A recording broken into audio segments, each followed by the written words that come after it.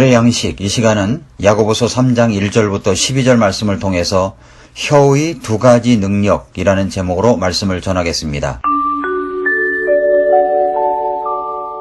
입에서 나온 말은 에너지입니다. 입에서 나온 말은 사라지지 않고 작은 에너지가 덩어리가 되어 나의 주위를 감쌉니다. 그래서 내 주위에는 눈에 보이지는 않지만 나의 말들이 가득한 것을 알아야 합니다. 사람들이 나를 만나면 내가 그동안 해놓은 말의 에너지를 느끼게 됩니다. 나 또한 상대방이 한 말의 에너지를 감지하게 됩니다. 그래서 말 한마디 하지 않아도 그냥 상대방의 얼굴만 봐도 상대방이 어떤 사람인지 알 수 있는 겁니다. 심지어 사진만 봐도 알 수 있습니다. 평소에 감사, 기쁨, 만족, 행복, 사랑, 웃음, 좋은 말을 많이 하는 사람은 주위에 밝은 기운이 가득하여 그냥 그 얼굴만 봐도 기분이 좋아집니다. 평소에 불평, 불만, 험담, 거짓말, 욕설, 돈 타령, 변명만 하는 사람은 그 옆에만 가도 어두운 기운이 훅 밀려와서 숨이 막히게 됩니다. 우리는 성숙한 사람이 되고 신앙에서 그리고 인간관계에서 승리하는 생활을 하기 위해서 혀에서 나오는 말이 두 가지 능력이 있다는 것을 늘 숙지하고 있어야 합니다. 첫째는 혀는 파괴하는 능력이 있습니다. 야고보서 기자는 혀의 파괴하는 능력 때문에 두 가지를 고민하게 됐습니다. 하나는 불의 능력이 있다고 말씀합니다. 불은 무서운 파괴력을 가지고 있습니다. 불이 나본 사람이면 불의 파괴력이 얼마나 큰지 알 수가 있습니다. 한 산골 마을에서 쓰레기를 태우려고 하다가 강원도 그 큰 산에 불이 붙어 며칠 동안 불길을 잡지 못해 비만 오기를 기다린 적도 있었습니다. 불은 무서운 파괴력이 있습니다.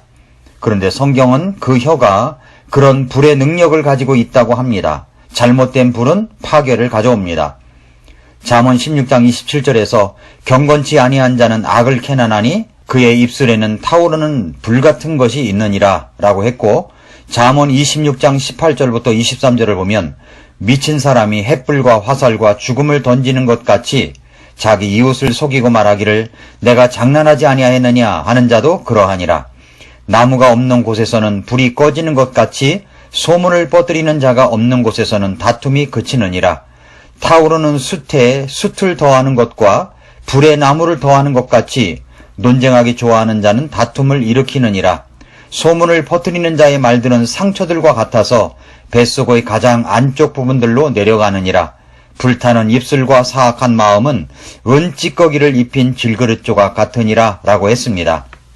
오늘 본문 말씀 야고보서 3장 5절 6절에서도 이와 같이 혀도 작은 지체로 돼 큰 일들을 자랑하는도다. 보라, 작은 불이 얼마나 큰 물체를 태우는가. 혀는 불이여 불법의 세계니라. 혀는 우리의 지체들 가운데서 그와 같아서 온몸을 더럽히고 본성의 행로에 불을 붙이며 지옥 불의에 놓여 있느니라 라고 말씀했습니다. 어느 할아버지와 할머니가 나들이를 가게 되었습니다. 한참 걷다가 피곤함을 느낀 할머니가 영감, 나 좀 업어줄 수 없어? 라고 했답니다. 할아버지는 업어주긴 싫었지만 나중에 들을 잔소리가 겁이 나서 할머니를 업어주었습니다. 업혀가던 할머니는 조금 미안했던지 나 무겁지? 라고 하였습니다. 그러자 할아버지는 그럼 무겁지? 하고 퉁명스럽게 쏘아붙였습니다. 할머니가 왜? 하고 되묻자 할아버지는 머리는 돌덩이지 얼굴은 철판이지 간은 부었으니까 그렇지 라고 대답했습니다. 돌아오는 길에는 할아버지가 다리를 다쳤습니다. 할멈, 다리가 아파. 나 좀 업어주라. 할머니가 갈대 일도 있고 해서 할아버지를 업어주었습니다. 이에 미안한 할아버지가 나 무겁지? 하면 자기를 따라할 것 같아서 나 가볍지? 하고 물었습니다. 그러자 할머니는 그럼 가볍지? 라며 머리는 비었지, 입은 싸지, 허파엔 바른만 잔뜩 들었으니까 라고 대답했답니다. 가는 말이 고와야 오는 말이 고운 것입니다. 입술에 30초가 가슴에 30년 간다는 말이 있습니다. 말은 파괴 능력이 있습니다. 그런 말을 우리는 얼마나 생각 없이 자주 사용하는지 모릅니다. 친한 사이일지라도 교회 안에서 성도와의 관계에서 말조심을 해야 합니다. 알베르트 아인슈타인 교수에게 한 학생이 교수님 같은 위대한 과학자가 될 수 있는 비결이 무엇입니까? 라고 물었습니다. 아인슈타인 교수는 입을 적게 움직이고 머리를 많이 움직이게 라고 대답했습니다. 자신의 일에 골몰하는 사람은 말을 많이 하지 않습니다. 일에 골몰하지 않는 사람들의 눈에는 타인들의 흠만 보일 것입니다. 그리고 타인들을 향해 독서를 퍼붓습니다. 사람이 태어나서 말을 배우는 데는 2년이 걸리지만 침묵을 배우기 위해서는 60년이 걸리는 것입니다. 지혜로운 사람은 말하기 전에 반드시 2번 생각합니다. 이와 같이 말에는 불의 파괴적인 능력이 있습니다. 또 하나는 짐승에 비유했습니다.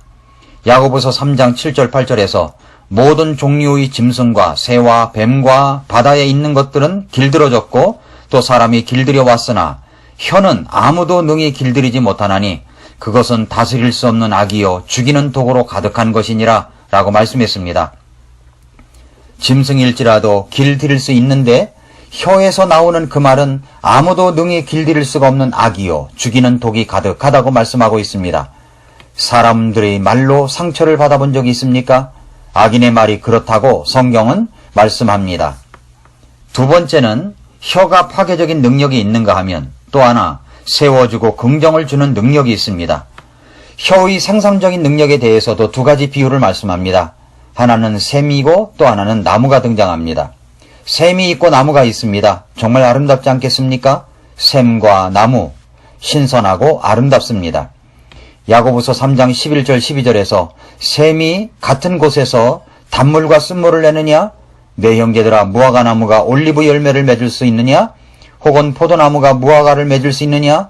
그와 같이 어떤 샘도 짠물과 민물 둘을 낼 수 없느니라 라고 했습니다. 첫 번째 샘에 대해서 이야기합니다. 마실 물을 줄 수 있습니다. 신선함을 줄 수 있습니다. 성경은 샘과 언어를 연결시켜 이야기한 구절이 많습니다. 잠언 10장 11절에서 의로운 자의 입은 생명샘이로되 폭력은 사악한 자의 입을 덮느니라 라고 했고 잠언 13장 14절에서 지혜로운 자의 법은 사망의 올모들에서 벗어나게 하는 생명샘이니라 라고 말씀했습니다. 또 하나 나무에 대해서 이야기를 합니다. 잠언 18장 21절에서 사망과 생명이 혀의 권능 안에 있나니 혀를 사랑하는 자들은 그것의 열매를 먹으리라 라고 했습니다. 나무의 질에 따라 얻어지는 것이 다르듯 혀를 통하여서도 마찬가지인 것입니다. 야고보서 3장 9절에서 그것으로 우리가 하나님 곧 아버지를 찬송하며 또 그것으로 우리가 하나님의 모양대로 만들어진 사람들을 저주하느니라 라고 했습니다. 어떤 때는 하나님을 찬양도 합니다. 어떤 때는 그 입으로 하나님이 만드신 작품들을 악평하기도 합니다. 기억하십시오. 아무리 싫어도 그 사람은 하나님의 작품입니다. 너 같은 애는 첨이다 라고 생각된다면 그런 작품 세계에 하나밖에 없도록 하나님이 만드셨다는 사실을 기억해야 합니다. 성경에서 집사의 자격을 이야기할 때 꼭 들어있는 자격이 있습니다. 디모데전서 3장 8절에서 이와 같이 집사들도 반드시 신중하며 한 입으로 두말하지 아니하며 자기를 많은 술에 내주지 아니하며 더러운 이익을 탐내지 아니하며 라고 했습니다. 한 입으로 두말하지 않습니다. 집사의 부인의 자격을 말할 때에도 말이 들어가 있습니다.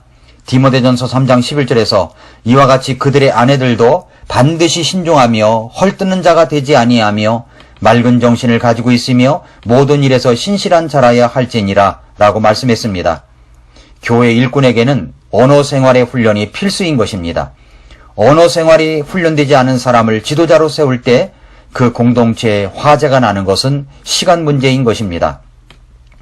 사랑하는 성도 여러분, 다시 한번 야고보서 3장 9절부터 12절 말씀을 생각해 보십시오. 그것으로 우리가 하나님 곧 아버지를 찬송하며 또 그것으로 우리가 하나님의 모양대로 만들어진 사람들을 저주하느니라. 같은 입에서 찬송과 저주가 나오거니와 내 형제들아 이런 것들이 결코 그래서는 아니 되느니라. 샘이 같은 곳에서 단물과 쓴물을 내느냐? 내 형제들아 무화과 나무가 올리브 열매를 맺을 수 있느냐? 혹은 포도나무가 무화과를 맺을 수 있느냐? 그와 같이 어떤 샘도 짠물과 민물 둘을 낼 수 없느니라 라고 했습니다. 한 입에서 찬송도 나오고 저주도 나오고 세상 가요도 나오고 찬송도 나오고 이런 것들이 결코 그래서는 아니 되는 것입니다. 한 군데의 샘에서 단물도 나오고 쓴물도 나오지 않는 것입니다. 구원받은 사람은 새로운 창조물입니다. 새로운 창조물들로서 과거적 악습관이 아직 벗겨지지 않은 우리의 육신적 모습들을 말씀으로 다스려야 합니다. 하나님의 말씀은 우리를 새롭게 해주시는 능력이 있습니다. 오늘 하루 여러분의 혀에서 나오는 말은 다른 사람을 파괴할 수도 있고 세워줄 수도 있습니다. 어떻게 말을 하시겠습니까?